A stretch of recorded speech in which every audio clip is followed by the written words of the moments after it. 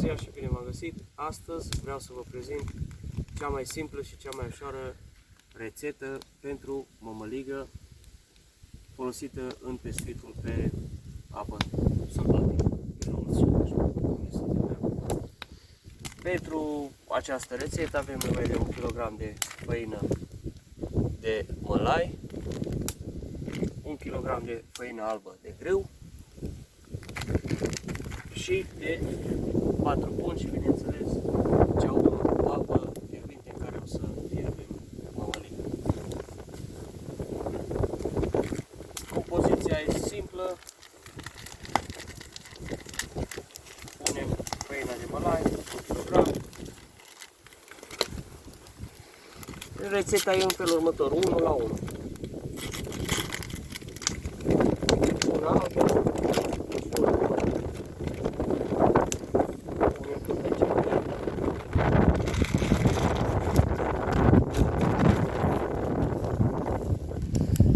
amestecăm bine înainte.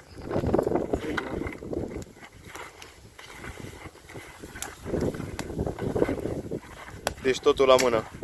Da. După care adăugăm apă până se face așa ca o pastă, să fie destul de moale. Mai trebuie apă.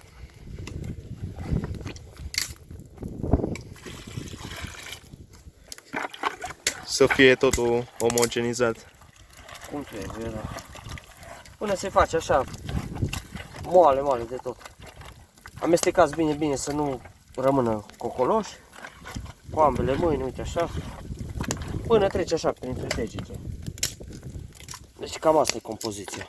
Vedeți? Moale, moale.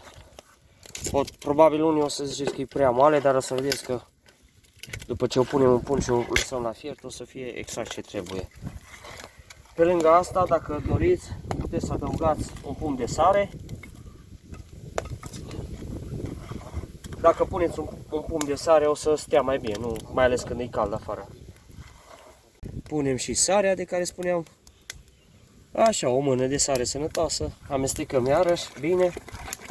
Și acum o să am nevoie de ajutorul lui Nicu să țină pungile. Și încercăm să împărțim egale. Acum am 4 pungi. Deci ar fi aici 2 kg. Deci 1 kg de făină albă cu 1 kg de făină de mălai. O împărțim egal. Încercăm cât de cât. Și punem așa în pungi. Încercați să nu puneți nici prea mult în pungă, că atunci nu se face cum trebuie înăuntru, în mijloc. Poți să ții aici deasupra găleței să nu cadă problema. Așa. N-are nimic dacă te murdărești pe cât te speri. Așa. Bun, e ok. Când punem în pungi, trebuie să avem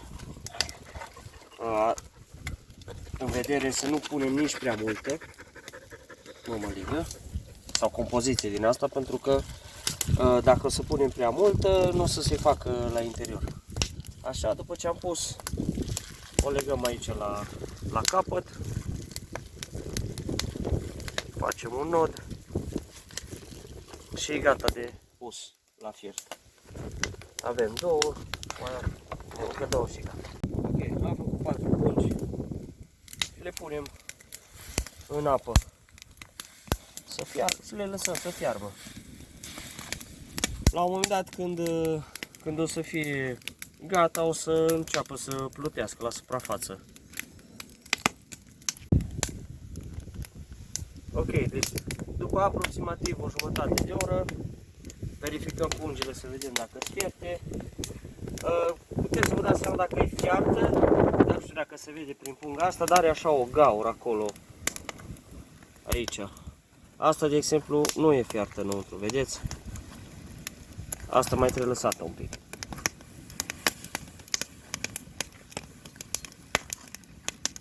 Le scoatem afară care sunt fierte și le punem în apă rece. Uite, asta, de exemplu, e gata. Punem în apă rece. Mai am acolo încă una care e gata. Le lăsăm să se răcească un pic și imediat când se poate frământa, ca să nu vă ardeți la degete, o frământăm și o punem într-o găleată separat. Dar neapărat să o frământați acum, cât e proaspătă, pentru că dacă o lăsați în starea asta mai mult și apucă să se răcească, se face foarte tare. Deci trebuie neapărat să o frământați acum.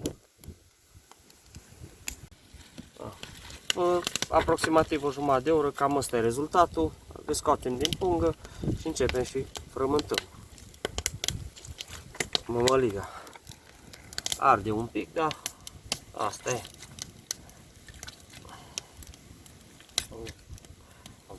După ce am frământat-o un pic,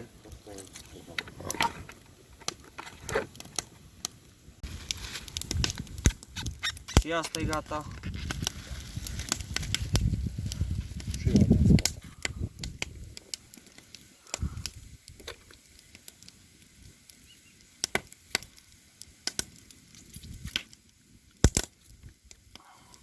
O frământați un pic așa, după care o presați acolo în găleată, ceva de genul. Oai, frige. Și cam atâta tot, rămâne așa. Puneți un capac pe ea, neapărat să puneți capac, să stea mai bine. Cam asta e rețeta și ne auzim cu data viitoare.